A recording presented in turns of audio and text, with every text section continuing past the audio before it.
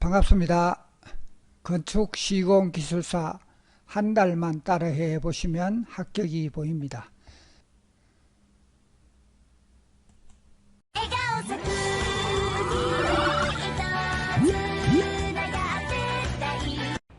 자, 여러분 반갑습니다. 건축 시공 기술사를 강의하는 전병현입니다. 이번 시간은 이형, 조인트에 대해서 수업을 하도록 하겠습니다. 이 콘크리트 이제 세 번째 하는 수업인데, 이 이염에 대한 것은 이제 큰 문제로 논술 문제에도 출제되지만, 주로 이제 각 개별적으로 용어 설명에 출제되기도 합니다. 그러나 이러한 문제들을 일괄로 모아서 공부하면은 훨씬 더 이해도 빠르고 공부할 때도 유리하다, 이렇게 생각되어집니다. 자, 콘크리트 세 번째, 콘크리트 줄눈의 종류와 시공시 유의사항에 대해서 기술하시오.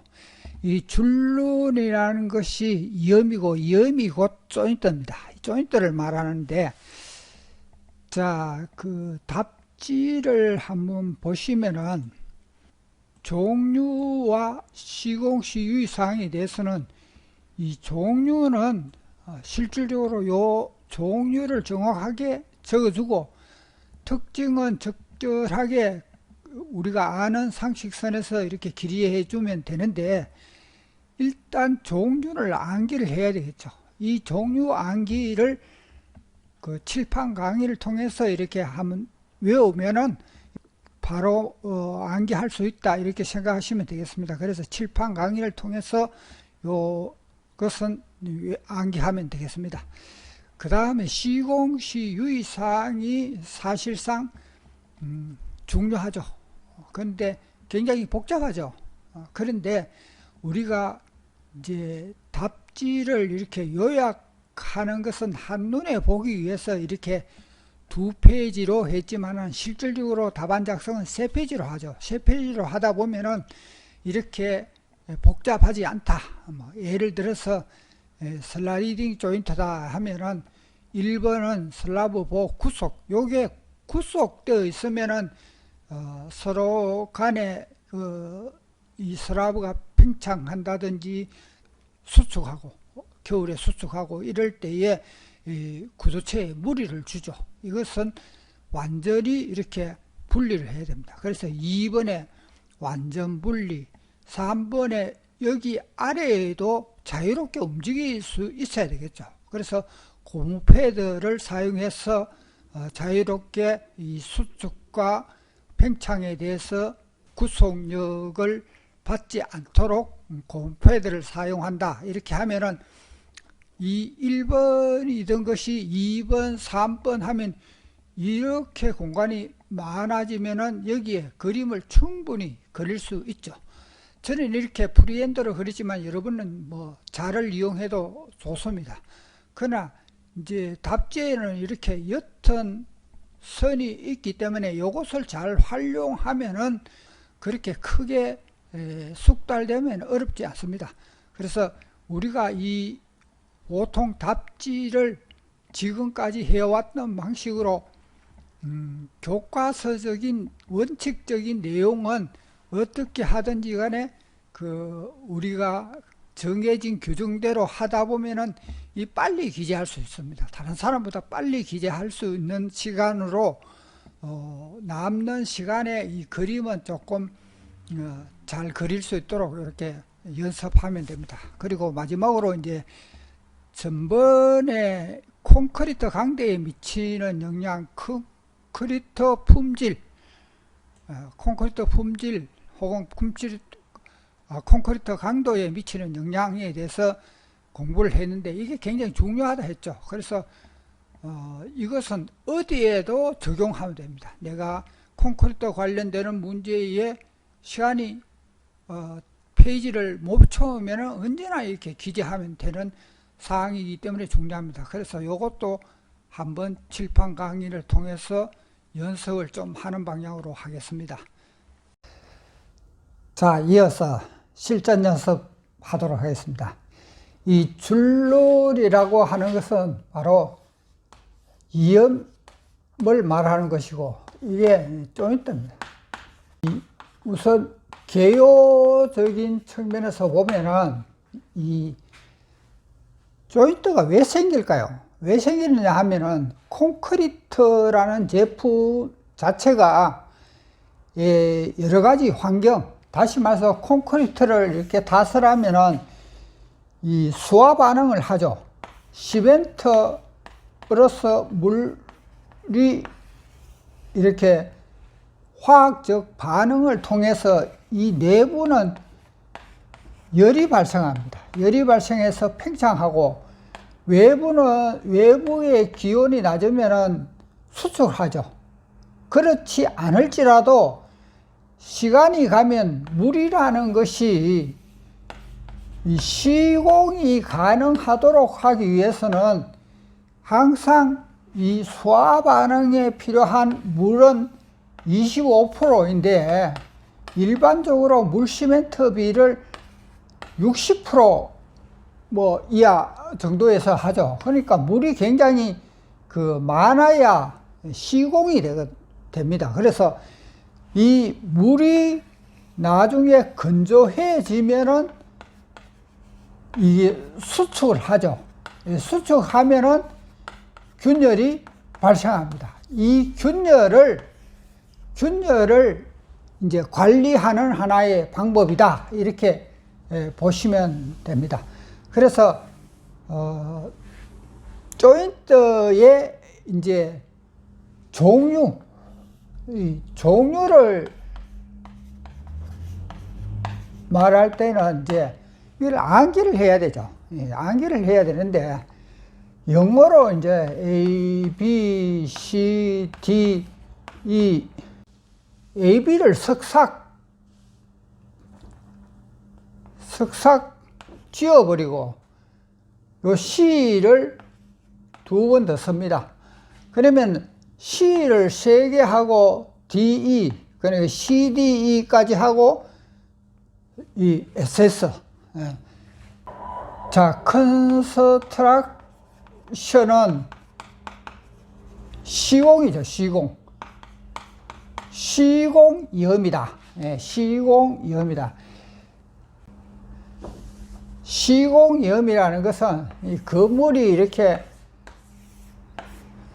길 경우에 하루에 다 타설을 못하죠. 하루에 타설할 수 있는 1일 타설량에서 어떻게든지 꺼내야 됩니다. 그러면 보와 보 중간에 이렇게 끊는다, 이렇게 생각하시면 됩니다. 그리고 이제 갑자기 폭우가 쏟아졌다. 그러면 어쩔 수 없이 꺼내야 되겠죠. 그리고 불가피한 상황에서 어쩔 수 없이 하는 겁니다. 콜드 조인트는 시공 불량이라 이렇게 보시면 됩니다. 예를 들어서 기둥을 이렇게 탓을 하는데, 이 기둥이 여러 개 있겠죠. 이렇게 있는데 어떤 탓을 할 때에 이 기둥 전체를 탓을 안 하죠. 이렇게 탓을 하고 또 이렇게 탓을 하고 또 돌아가면서 이렇게 탓을 합니다. 이것은 이제 처갑의 문제도 있고, 또 한쪽으로 집중하면은 힘이 집중되어서 회전하면서 이렇게 무너지는 경우가 있습니다. 그래서 그것을 하기 위해서 하는데, 만약에 이렇게 치고 펌프가가 고장났다. 그럼 수리하는 동안에 시간이 많이 걸려서 선 탓을 하고 후 탓을 하는 시간이 많이 걸리면, 여기는 이미 이제 수화 반응이 끝나고 수축 기간에 있는데, 여기는 수화 반응 기간에는 팽창한다 했죠. 열이 있으니까 열에 의해서 팽창하면 서로 간에 이 조인트가 발생할 수밖에 없죠. 그래서 이런 것을 말합니다. 그래서 일반적으로 이렇게 보면은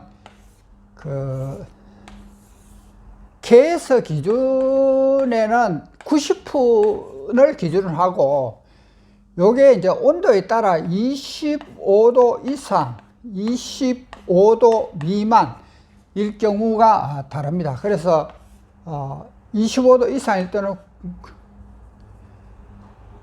90분, 1시간 반이죠. 그리고 120분.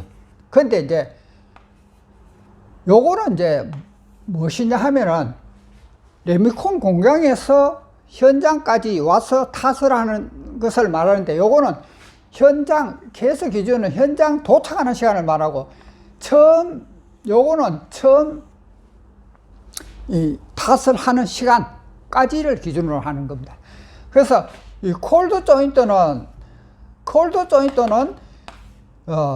120분, 150분 그렇습니다. 요게 2시간이죠. 2시간, 2시간 반. 콜드 조인트에 대한 시간은 선탓을 후에 2시간이 지난 후에 치면은 이게 조인트가 발생합니다. 그래서 이 시간 관리를 하는 것이 가장 중요하다, 이렇게 보시면 됩니다. 그다음에 컨트롤 조인트는 이 소성 수축이라는 것이 있습니다. 소성 수축이라는 것은 슬라브 같은 경우에 탓을 하고 여기에 이제 아무래도 골재는 무겁고 시멘트하고 물이 반응하지만은 그래도 수화 반응하고 남은 물들이 위로 올라오죠. 물은 가볍기 때문에 위로 올라옵니다. 근데 이 물이 올라오는 것을 이 블리딩이라 하죠. 블리딩. 근데 블리딩 되는 속도보다도 여름 같은 경우에는 이게 빨리 건조해 버리죠.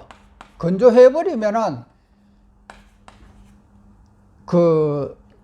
블리딩보다도 더 빨리 건조하면은 여기 표면에 가는 실줄눈이 생깁니다. 이런 소성 수축과 또 건축물이라는 것이 어차피 콘크리트 전체로 하면은 이게 나중에 물이 건조해 되면은 건축물 전체가 수축을 하게 됩니다. 그래서 언젠간 어디엔가는 수많은 조인트가 생기기 마련입니다. 이것을 미리 어차피 발생할 걸 대비해서 미리 이렇게 하는 겁니다.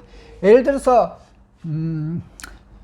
옥상 바닥 슬라브에 옥상에 햇빛이 나고 이러면은 뭐 수축하겠죠. 그런데 그것을 이렇게 줄눈을 미리 이래 설치해 줍니다. 이것은 이제 단면을 보면은 한 개를 이렇게 위에서만 하니까 균열이 여기에만 집중되고 여기에 여러 군데 균열이 발생하지 않도록 하기 위해서 이렇게 5분의 1 정도의 홈을 파주고, 여기에 균열이 발생하면은 여기를 이제 어떤 재료로 탄력성 있는 재료로 마감을 하게 되면은 이제 여러 군데 균열이 발생하지 않도록 컨트롤을 한다, 이런 의미입니다.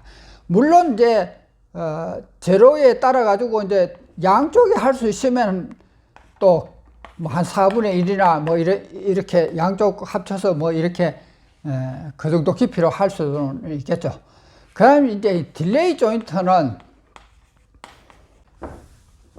건축물이 이렇게 길 경우에 혹은 높이가 다를 경우에 아무래도 치마량이나 이런 걸 여러 가지 다를 경우에 이 한 부분을 통해서 이제 1m 미만, 주로 이제 60에서 90 정도의 폭으로 이렇게 콘크리트를 탓을 하고, 여기는 탓을 하지 않습니다. 그리고 4주 후에 탓을 함으로 해서 이미 수축이 끝나서 이제 수축을 다 되었기 때문에 그 이후에 4주 후에 하게 되면은 아무래도 이 건물 전체가 수축하면서 생기는 여러 가지 균열을 방지할 수 있다. 그래서 요거는 이제 보통 하나, 둘, 셋, 네 번째니까 요거는 한 40m마다 이렇게 딜레이 조인트 합니다. 근데 익스펜스 조인트도 이 마찬가지 원리입니다. 마찬가지 원리인데 건물을 이렇게 있다가 정축을 하거나 원리는 같죠. 이게 건물 길이가 길면은 수축하게 되는데 그 방법을 예를 들어서 요 부분에 할 경우에 보가 이렇게 돼 있다면 여기에 그냥 이음을 해서 정축하는 것이 아니라 별도로 이렇게 설치를 해줍니다.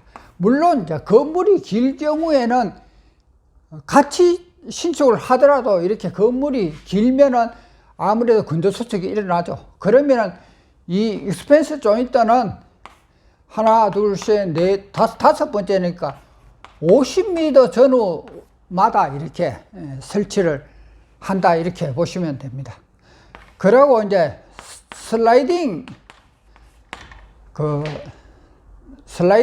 조인트는 주로 이제 교랑 같은 경우에도 많이 하고 건축물 같은 경우에 보가 길 경우에 슬라브가 이래 있으면은 보가 이렇게 받쳐서 이 슬라브나 교랑 같은 경우에 이제 이렇게 콘크리트 구조물은 어차피 여름에 늘어나고 겨울에 수축하죠. 그래서 여기에 충분히 이 공간을 주는 그러한 방식입니다. 그래서 이 밀고 당기고 하는 이 슬라이딩을 방지한다 해서 슬라이딩 조인트입니다. 근데 이 슬라이딩 조인트와 또 슬립 조인트는 보가 이래 있으면은 아래에는 조적조로 이래 돼 있으면은 조적을 아무리 잘해도 이게 어차피 줄눈이 있기 때문에 시공하고 나면 이렇게 처지겠죠. 그러면 요 틈 사이가 생깁니다. 그러면 시공을 하고 재료적인 측면에서도 이렇게 뭐 수축이 발생할 수도 있고 또 이 콘크리트하고 시멘트 이 벽돌하고는 이질제이기 때문에 틈이 저절로 발생합니다. 요것을 이제 어떤 적정한 그 재료로서 채워주고 여기에 그 마무리로 실리콘을 쏜다든지 이렇게 해서 이 틈을 메워주는 것을 말하는 겁니다. 그래서 요거의 줄눈의 종류는 무조건 요 명칭과 개념만 알면은 된다 이렇게 생각하면 되겠습니다. 자, 시공시 유의사항도 또한 보면은 일단은 그 줄눈의 종류마다 어떻게 시공을 잘 해야 되는가를 말하는 겁니다. 그래서 다시 해보겠습니다. A, B, C, D, E. A, B를 석삭 지우고 CC를 2개 더 합니다. 그러면 다 외울 수 있죠. 트랙션은 조인트는 시공이음입니다. 시공이음은 시공상 불가피할 경우죠. 그래서 일타실량과 이제 개념적인 것은 뭐 시공이음이 개념적인 사항이고 이 시공시 유의사항은 하루에 그 탓을 할 수 있는 양이 한계가 있으면 건물이 굉장히 길 경우에 끊어야 되는 게 어디서 끊느냐? 여기서 끊는 것이 아니고 전단력이 어떻게 발생하냐 하면 전단력이 이렇게 발생하기 때문에 전단력이 가장 적은 중앙에 한다. 이게 핵심입니다. 그러니까 보와 보 중간에 하고 요 층을 기준으로 했을 때는 벽이나 기둥이나 그 했을 경우는 요 슬라브를 기준으로 해서 끊어서 시공을 하고 그 길이 방면은 무조건 보와 보 중간에 한다. 요게 핵심입니다. 그건 콜드 조인트는 가장 중요한 핵심 사항이 이 시간입니다. 조금 전에 얘기했듯이 KS 기준은 90분이라 했죠. 그런데 온도에 따라서 온도가 25도 이상, 25도 미만일 때, 25도 이상, 25도 미만일 때 기준은 90, 120분. 요거는 이제 KS 기준은 램비콘 공장에서 현장까지 완전 도착하는 그것만 말하는 겁니다. 그런데 요거는 뭐가 다르냐 하면은, C방 기준은 뭐가 다르냐 하면은, 이 도착했는 데까지, 현장까지 도착 기준이 하는 게 아니고, 처음 탓을 하는 시간까지는 요 시간 이내에 해야 된다. 그런 의미고, 콜드 조인트는 이 조인트가 발생한다는 말이죠. 그러니까 먼저 탓을 하고 어떤 요인에 의해서 점심시간이 되었다든지 어떤 장비에 고장이 생겼다든지 이래서 그 다음 탓을 하는 것이, 기둥 같은 경우에 여기에 탓을 하고 그 다음 요 탓을 하는 것이 그 시간이 바로 120분, 150분이라는 거. 요게 핵심이다. 이렇게 요 시간을 초과하면은 콜드 조인트가 발생한다. 요거는 반드시 적어줘야 되는 필수적인 사항이다. 이렇게 보시면 됩니다. 그리고 핵심적인 것 중에 하나가, 이거는 시공이 그 시간을 초과했기 때문에 시공의 불량이다. 이렇게 보시면 됩니다.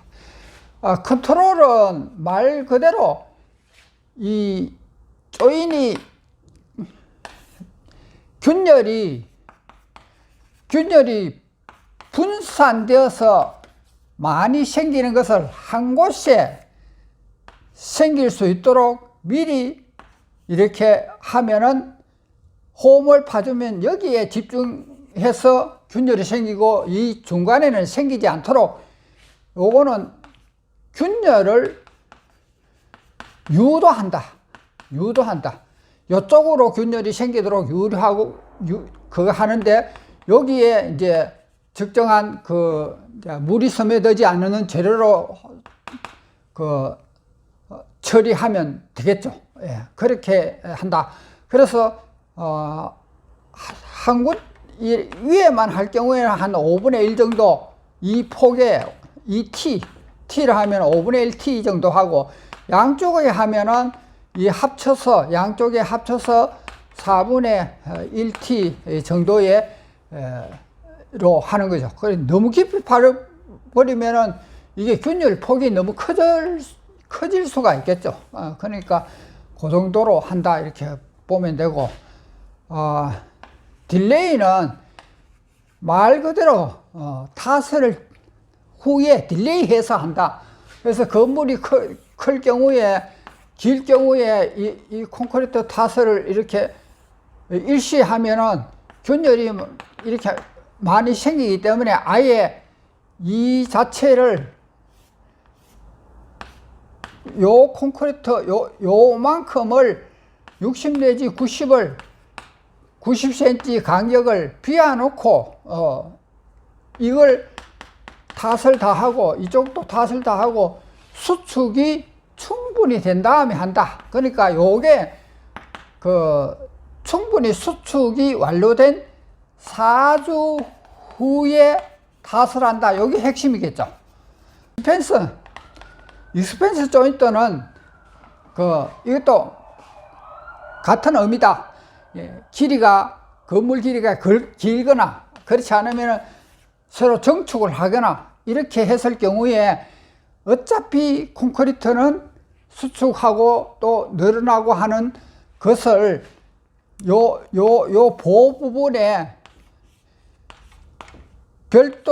완전히 별도로 보를 이렇게 해서 완전히 분리시킨다. 그래서 완전히 요 틈을 완전히 별도로 해서 뭐 치마균열이 생기더라도 이 건물에 치마균열이 생기더라도 이쪽 건축물에 영향을 주지 않도록 분리시킨 겁니다. 그래서 일시에 건축한다 해도 길이가 길면은 당연히 그 스팬 조인트를 주면은 이 건물의 힘의 균형에 의해서 이렇게 큰 균열이 발생하는 것을 막을 수 있다, 이렇게 보시면 됩니다. 그래서 요거는 네 번째니까 한 40m마다 이렇게 딜레이 조인트하고 이 스팬드 조인트는 이 건물의 한 50m 정도마다 이렇게 한다, 이렇게 보면 되고, 그 슬라이딩 조인트는 그 핵심적인 것이 이제 이 어떤 구조물이 이렇게 교량이라든지 길면은 어차피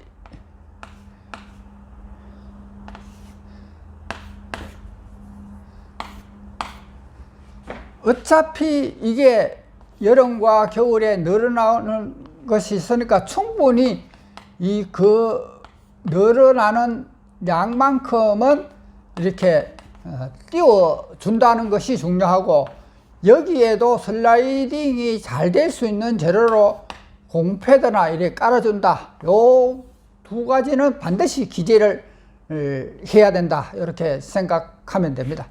그리고 슬립 조인트는 이질재, 말이라는 것이 그 콘크리트와 벽돌은 이질재죠. 그래서 이질재로 인해서 여텀이 생기고, 또 시공 후에 치마 되겠죠. 이 재료라는 것이 치마, 이 두 단어가 들어가면 된다. 그래서 모든 것을 이런 문제점을 관리를 잘하는 것이 시공상 유리사항이다, 이렇게 보시면 되겠습니다. 자, 그 다음에 이제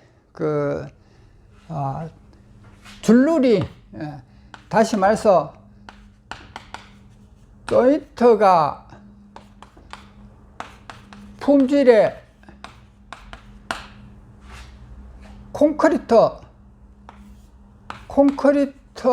품질에 미치는 영향, 요거 전번에 한번 했죠. 한번 했는데, 첫째는 뭐 재료에 대해서, 자, 조인트와 관련되지 않더라도 예를 들어서 콘크리트와 관련되는 모든 문제,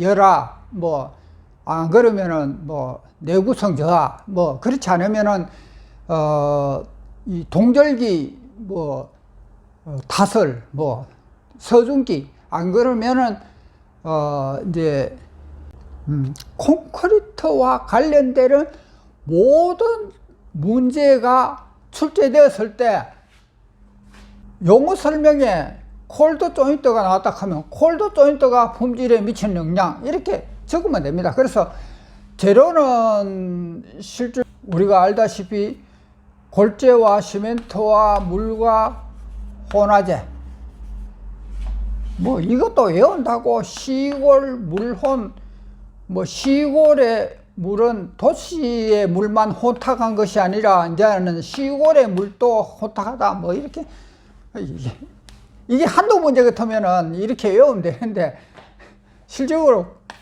콘크리트에 재료 들어가는 게 무엇이냐, 이걸 뭐 첫자로 외울 필요가 없죠.